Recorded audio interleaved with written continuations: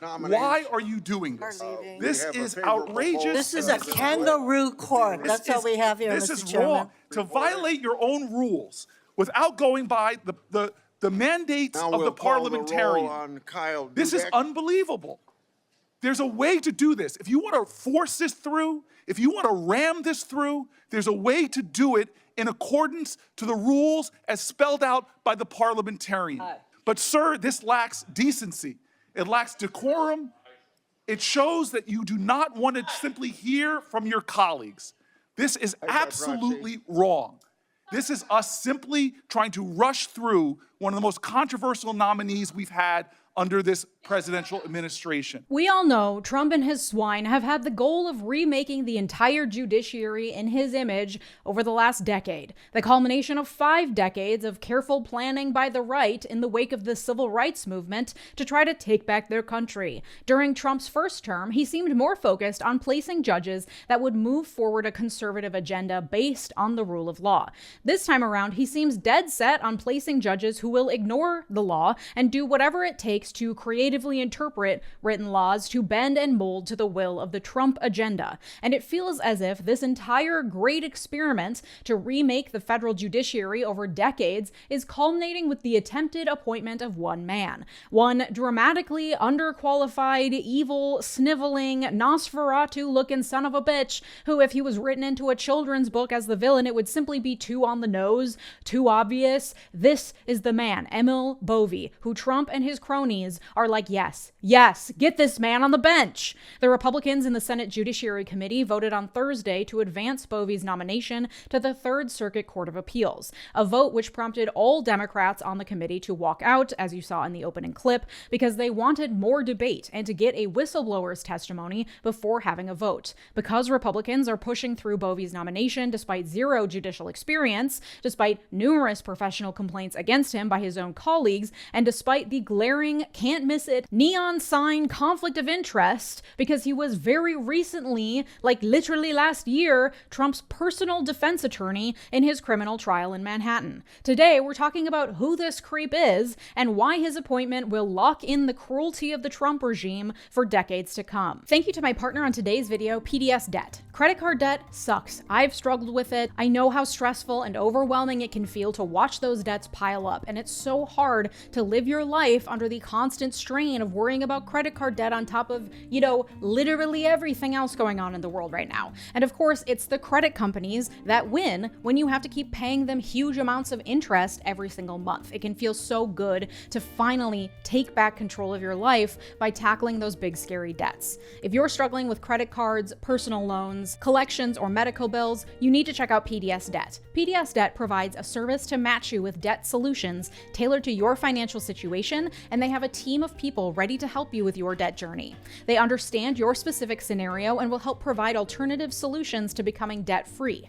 PDS Debt is offering a free debt analysis. It only takes 30 seconds. Head over to pdsdebt.com/Miller to get your free debt assessment today. You'll receive a full breakdown on how to save on interest each month and the quickest way to take care of your debt. There is no minimum credit score required. Whether your credit is bad or fair, they're here to help you save more, pay off your debt faster, and start putting money back where it belongs in your savings account. PDS Debt is A+ rated by the Better Business Bureau, boasts hundreds of 5-star reviews on Google, and holds a 5-star rating on Trustpilot. And getting started is easy. Go to pdsdebt.com/Miller to complete your free debt assessment in just 30 seconds to see what options are available to you. Get your free assessment and find the best option for you right now at pdsdebt.com/Miller. Thanks, PDS Debt. 𝗬𝗪𝗧's confirmation hearing before the Senate Judiciary Committee last month opened with his own opening statement, during which he gave away his ultimate aims right from the start. As a reminder, federal judges are charged with interpreting the law and being the final word on what the law and the Constitution says.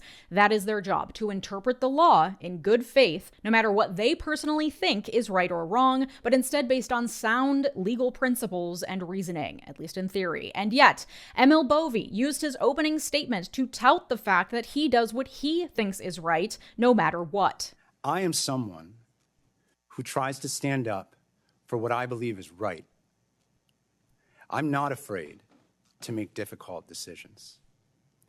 I understand that some of those decisions have generated controversy. This is, I think, a great representation of the way that the right and 𝗏𝗧's supporters like to paint him out to be. Someone who is tough and not afraid to tell it like it is, to stand on his principles, and he has been persecuted for it unfairly, they claim. 𝗏𝗧 is the victim of a mainstream media slander campaign. Ignore the fact that when they are criticizing him, the mainstream media is largely getting their talking points from some of 𝗏𝗧's closest colleagues, but we'll get into that. First, who is Emil 𝗏𝗧? How does someone become all of this? He was born in 1981 and grew up in Seneca Falls, New York. His full name is Emil Joseph 𝗏𝗧 III, so you can probably guess what his father's profession is. That's right, he was also a lawyer. Emil 𝗏𝗧 III went to SUNY Albany for undergrad, worked as a paralegal for the U.S. Attorney's Office in the Southern District of New York, before going to Georgetown Law to get his law degree. As an aside, it was the students that I went to law school with who had worked as paralegals before law school who were the most insufferable people to be in class with, because they thought they already knew everything. So there is no way in my mind that Emil 𝗏𝗧 III was not absolutely fucking insufferable to take a criminal procedure class with. After law school, he clerked for a federal district court judge, then a Second Circuit court judge, before working as an associate for Sullivan and Cromwell, a law firm in New York City, where he worked largely on criminal defense and regulatory issues, which means he was defending white-collar criminals, like financial crimes, or people or entities under investigation by the government for allegedly doing shady shit. After 2 years as an associate, he moved on to work as an assistant U.S. attorney for the Southern District of New York, one of the most prestigious prosecutor jobs a person can get. He worked there for a decade, from 2012 to 2021, mostly on terrorism and narcotics cases, eventually rising to co-chief of the Terrorism and International Narcotics Unit in 2019. In 2022, he left to work at a small law firm in New Jersey for a year before teaming up with Todd Blanche in 2023 as a partner at Blanche's tiny firm, Blanche Law, a firm that was created to exclusively handle the criminal cases of one man, Donald J. Trump. From 2023 until Trump's inauguration in January 2025, Emil 𝗏𝗧 worked exclusively every day as his full-time job on defending Trump against his various criminal charges, including serving as his defense attorney during the trial that ended in a guilty verdict on 34 felony counts. And aligning himself with Trump, as so many lawyers have done before, has paid off for 𝗏𝗧, who, after losing Trump's criminal trial for him, was swiftly put in place as the principal associate deputy attorney general under Deputy Attorney General Todd Blanche, who was his partner in the failed defense of Trump's criminal trial, and under Attorney General Pam Bondi. Reminder that Pam Bondi also acted as Trump's personal lawyer, specifically during his first impeachment trial during his first term as president. Before Todd Blanche was officially approved for Deputy AG, Emil 𝗏𝗧 was the acting Deputy Attorney General from January through March of this year. In those roles, 𝗏𝗏 has been given vast amounts of power over federal prosecutors across the U.S., which he happily wields in Trump's favor, especially lording over the prosecutors in the Southern District of New York, where he originally cut his teeth as a prosecutor. Much of the accusations against 𝗏𝗧's actions and character stems from his brief few months in power at the AG's office since January, but complaints against his character and his ethics began long before Trump gave him his quid pro quo appointment earlier this year. Prior to his work with Donald Trump, prior to his ascension to the highest ranks of the DOJ, Emil 𝗏𝗧 was a line prosecutor for the U.S. Attorney's Office in the Southern District of New York. Despite being seen as a hard worker, others who worked with him then also noted that he had quite the temper. According to Politico, quote, "When Emil 𝗏𝗧 was a federal prosecutor in Manhattan, he developed a reputation as a quiet, diligent worker, but one with a temper. He belittled the work of his subordinates. He was unusually tough on law enforcement agents. After one blow-up with a fellow prosecutor, he refused to speak with that person for years and declined to make eye contact even if the two were alone in an elevator." Politico's report goes on to say, quote, "𝗏𝗏's troubles first arose in 2018 when he was vying for a promotion from line prosecutor to a supervisory position. A group of defense attorneys who had worked with 𝗏𝗏, including some who had been prosecutors in the New York office before becoming defense lawyers, believed 𝗏𝗏 had deployed questionable tactics, including threatening defendants with increasingly severe charges the lawyers believed he couldn't prove. When they heard the office was considering elevating him, they communicated their concerns in a letter to the office's leadership complaining about 𝗏𝗏's behavior. according to a person involved in the episode. The highly unusual step resulted in 𝗏𝗧 being held back from a promotion. But apparently, eventually, leadership decided that 𝗏𝗧 had made improvements, and so they did promote him to co-chief of the Terrorism and Narcotics Department. During his time in that supervisory role, according to Politico, quote, he quickly garnered a reputation as a manager who was sharply critical of the people who worked for him and unable to control his anger. His conduct was abusive, according to one former member of the unit. It was the widely held view within the unit, and it filtered up to the U.S. attorney, that morale was really low and people didn't like working for him, this person said. The complaints got so bad that sometime in 2020 or 2021, a formal inquiry into 𝗏𝗏𝗏𝗏 was opened by the executive committee of the U.S. Attorney's Office, and after conducting their investigation, they recommended that he be removed from his role as a supervisor. Despite this finding, he was not demoted. According to Politico, quote, part of the reason the office's leaders did not follow through with their plan to demote 𝗏𝗏𝗏𝗏 was that they were concerned about the optics at the time. While running the terrorism unit, 𝗏𝗏𝗏𝗏 and a co-chief had overseen an economic sanctions case that crumbled after defense lawyers accused prosecutors of failing to turn over exculpatory evidence. The case was eventually dismissed, and a federal judge criticized what she described as a lack of supervision by 𝗏𝗏𝗏𝗏𝗏 and his co-chief. Not long after this incident, 𝗏𝗏𝗏𝗏𝗏 left the U.S. Attorney's Office to work in that small New Jersey firm for a year before teaming up with Todd Blanche, another former prosecutor in the Southern District of New York, to defend Donald Trump. And though it's only been 6 months, somehow, since Trump took office and 𝗏𝗏𝗏𝗏𝗏 ascended further up the ladder of the DOJ, like everyone in the Trump regime, 𝗏𝗏𝗏𝗏𝗏 has been hard at work, moving fast and breaking things. Last week, over 75 former federal and state judges sent a letter to the Senate Judiciary Committee calling on them to reject the nomination of 𝗏𝗏𝗏𝗏𝗏𝗏. 75 judges were like, hey, this guy is not only patently unqualified, but his lifetime appointment to the federal bench would be deeply concerning on a number of grounds. To give you an idea of the type of work 𝗏𝗏𝗏𝗏𝗏 has been doing since the beginning of this year, let me just read from this letter written by these judges. We are writing to the committee to oppose President Trump's nomination of 𝗏𝗏𝗏𝗏𝗏𝗏, his own former personal lawyer, for a lifetime appointment to the U.S. Court of Appeals for the Third Circuit. Mr. 𝗏𝗏𝗏𝗏𝗏's egregious record of mistreating law enforcement officers, abusing power, and disregarding the law itself disqualifies him for this position. It is disqualifying alone that Mr. 𝗏𝗏𝗏𝗏𝗏𝗏 targeted or terminated Federal Bureau of Investigation personnel and career Department of Justice prosecutors for honorably investigating violent criminals who assaulted police officers and intended to murder members of Congress and our nation's vice president on January 6, 2021. And it is reprehensible that Mr. 𝗏𝗏𝗏𝗏𝗏𝗏 now refuses to condemn the shameful attack on the dignity and safety of every American that day. It is also disqualifying that Mr. 𝗏𝗏𝗏𝗏𝗏𝗏 took the lead in scuttling the Department of Justice's bribery prosecution of New York City Mayor Eric Adams, improperly triggering the resignations of the acting U.S. Attorney for the Southern District of New York and a wave of senior lawyers. These are not actions of someone committed to equal justice under the law. Rather, they reflect a troubling pattern of abusing prosecutorial discretion to shield political allies. Such behavior is fundamentally incompatible with the impartiality and independence required of a federal judge. Now, a whistleblower, a DOJ prosecutor who is best known for defending President Trump's first-term immigration policies in court, alleges that Mr. 𝗏𝗏𝗏𝗏𝗏𝗏 explicitly plotted to violate court orders and direct law enforcement officers to engage in illegal acts. That whistleblower, 𝗬𝗓𝗓, has provided members of this committee with compelling evidence and volunteered to testify under oath. The Senate has a duty to hear that testimony. It is also deeply inappropriate for a president to nominate their own criminal defense attorney for a federal judgeship,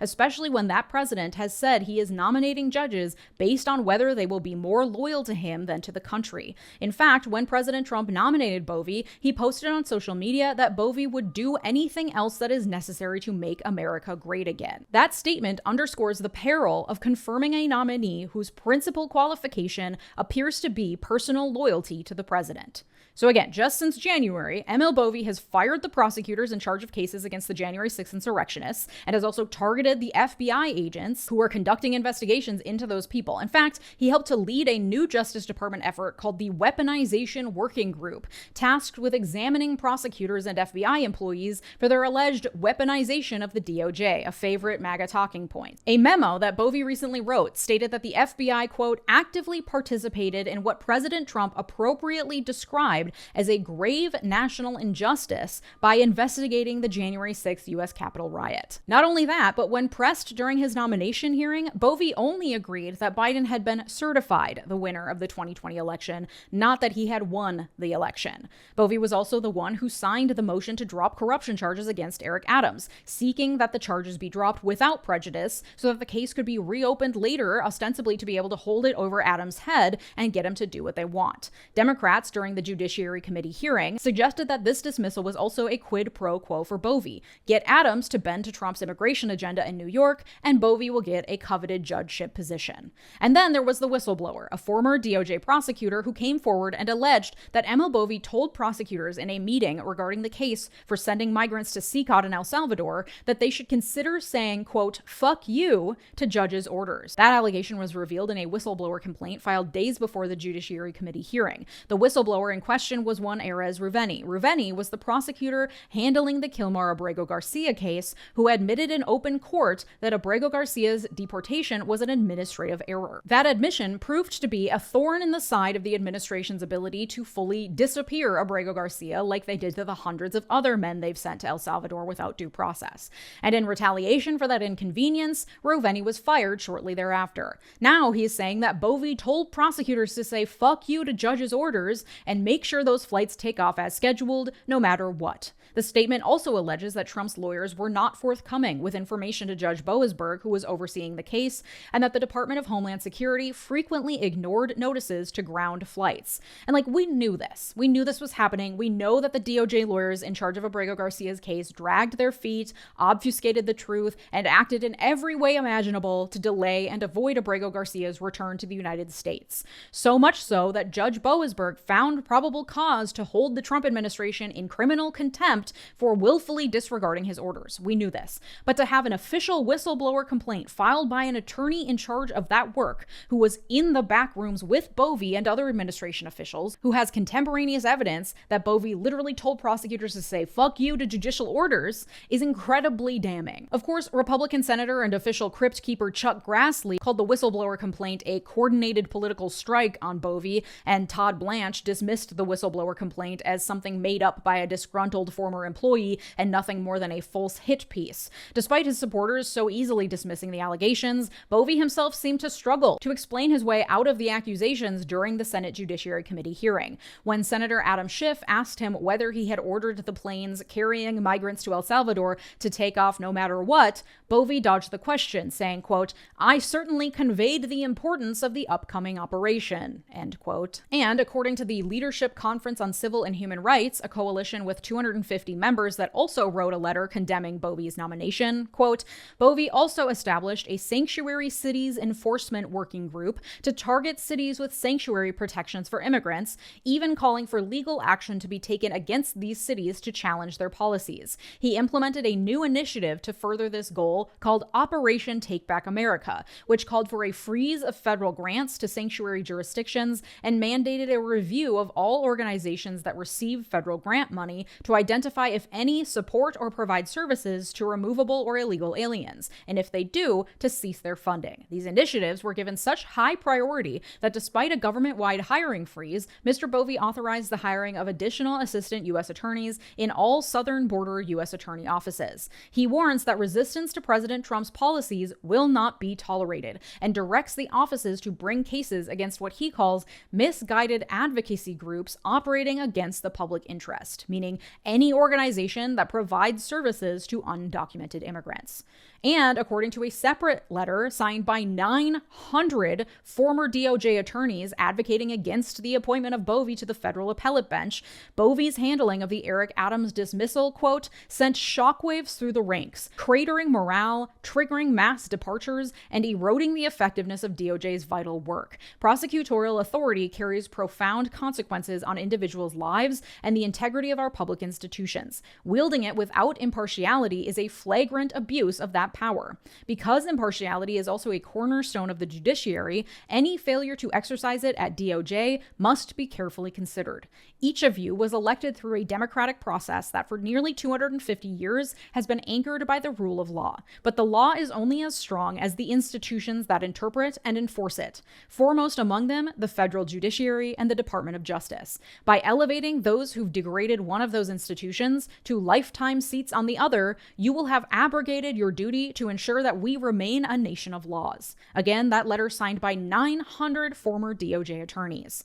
Bovey and his supporters claim that he has been mischaracterized in a smear campaign by the mainstream media, a common refrain for anyone trying to avoid actually answering for their actions. It's just a smear campaign by the mainstream media, except for the part where it's just the mainstream media reporting on the allegations, investigations, and reports by his own colleagues and bosses about his questionable conduct and potential ethics and professional violations. He claims he's not Trump's enforcer or his henchman, that he's acting of his own volition to do what he thinks is right. His actions, I guess, just happen to line up exactly with every Trump executive order and stated policy goal. According to the New York Times, quote, Mr. Bovey is on good terms with West Wing officials, and he communicates regularly with Stephen Miller, the White House Deputy Chief of Staff, on Homeland Security issues. But he's not taking their direct orders so much as acting on Mr. Trump's general instructions, with the president's executive orders as his framework, according to people in his orbit. So I could see how in his twisted little Nosferatu-shaped head, he would construe what he's doing as his own personal interpretation of what's right, of his dedication to serving the country and the Constitution. It just happens that his interpretation of the Constitution also aligns perfectly with the Project 2025 unitary executive fringe lunatic theory that the president gets the final say on everything and every part of the government should be subservient to his will. But yeah, no, ML Bovey is just coming up with these things on his own. And the reason I started this episode off by saying that the appointment of ML Bovey to the Third Circuit Court of Appeals for a lifetime judgeship is an example of the culmination of years of effort to push the judiciary into the control of the conservatives is because this man truly embodies all of the things that Trump and his cronies want to have in a judge, especially on the Third Circuit, which has historically leaned moderately liberal. Not only does he have the obvious deep connection to Trump, a connection which he felt unnecessary to disclose as a possible conflict of interest in his questionnaire for judicial nominees from the Senate Judiciary Committee, because yeah, why would it be an issue for a judge to have deep professional ties to the president, spent years defending him in court, probably profited handsomely from that work, and now is getting a nomination to a judgeship? No, nothing to see here. Not only is there the obvious ethics issue of having the personal lawyer of the president be a judge, not only does he seem exceedingly willing to go after other prosecutors, FBI agents, not only does he seem to get a real fucking kick out of those types of power trips, not only does he appear to be an election denier, not only is he fine with requesting the dismissal of a fraud case against the mayor of the largest city in the country in an apparent quid pro quo setup, not only is he capable of the cognitive dissonance that is so quintessential in the Project 2025 MAGA movement, where he can do heinous shit and then turn around and make weird arguments about why it was all perfectly legal and ethical and there's nothing to see here. Let me just gaslight you into thinking that you're the crazy one, a quality that Trump loves in his cronies and underlings. But his history as a prosecutor is also important to note. His own list of his most prominent history as a litigator in his questionnaire for judicial nominees makes it very obvious why his legal background and knowledge would be valuable to have in an appellate court judge. Let's see if you can notice a theme here. I'll just list some off. United States versus Rahimi. Bovey said in his questionnaire, quote, I was part of the team that investigated and prosecuted Ahmed Khan Rahimi, known as the Chelsea Bomber, on September 17, 2016, based on inspiration from terrorist organizations such as Al-Qaeda and ISIS. Rahimi detonated bombs in Seaside Park, New Jersey, Elizabeth, New Jersey, and Manhattan, New York. United States versus 𝗪𝗠𝗪𝗧 et al. I participated in the prosecution of Evgeny 𝗪𝗠𝗪𝗧, who was a member of the SVR, which is Russia's foreign intelligence service. Between 2012 and 2015, 𝗪𝗪𝗪𝗧 and two other SVR officers acted as illegal agents of Russia in the United States and engaged in economic espionage operations. United States v. Kourani. I was part of the team that investigated and prosecuted Ali Kourani. The case resulted in the first ever U.S. trial conviction of a member of Hezbollah's external terrorist Operations Unit, the Islamic Jihad organization. Qiani helped Hezbollah and Iran prepare to strike strategic and vulnerable targets around New York City, such as federal facilities housing daycare centers, critical infrastructure, counterterrorism command posts, and international airports, as well as members of the NYPD, the Mossad, and the Israel Defense Forces. On May 31, 2017, we charged Qiani with terrorism, immigration, and weapons crimes.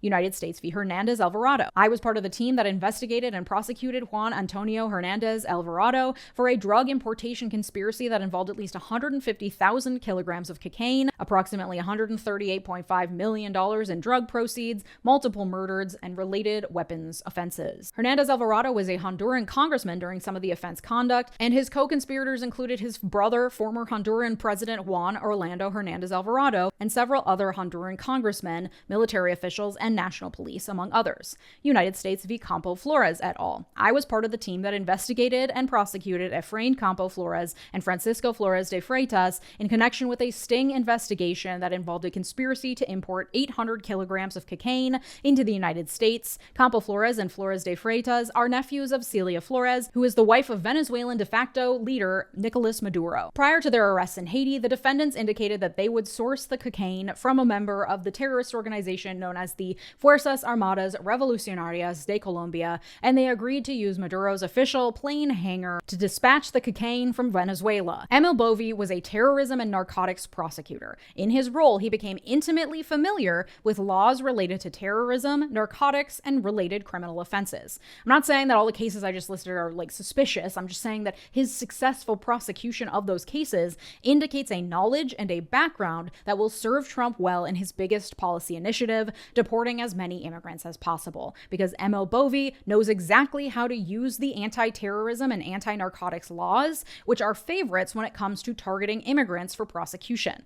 Label them terrorists, and no one will care what rights of theirs are violated or whether they completely disappear. So we have a man with deep knowledge of the very laws that have been weaponized against brown people in this country, as well as deep ties to the president, poised to be the newest judge for life on the Third Circuit Court of Appeals. And do you know how judicial nominees for the Supreme Court are often chosen? From among the judges currently sitting on the appellate court bench. Rumors have been swirling that Alito or Thomas or both may decide to retire at some point while Trump is still in office, opening up new lifetime appointments to the highest bench that would align with Trump's push for younger and younger federal judges to ensure his legacy lasts at the Supreme Court nearly into the next century. The first federal judge to be officially confirmed during Trump's second term was just confirmed last week. 38-year-old attorney Whitney Hermendorfer was granted a lifetime position as a judge on the U.S. Court of Appeals for the Sixth Circuit.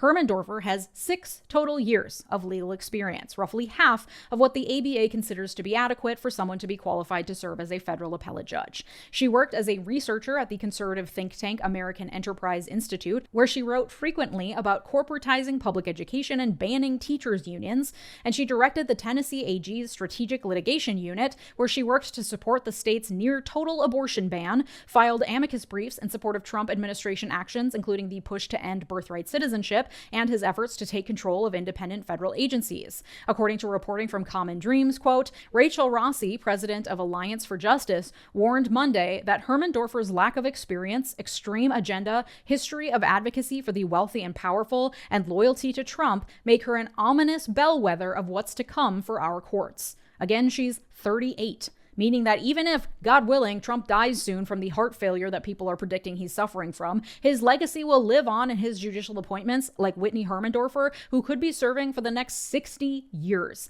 Like I said, nearly into the next century. And a reminder that Amy Coney Barrett had no judicial experience, was nominated by Trump to the 7th Circuit Court of Appeals in 2017, and then 3 years later was nominated to the Supreme Court.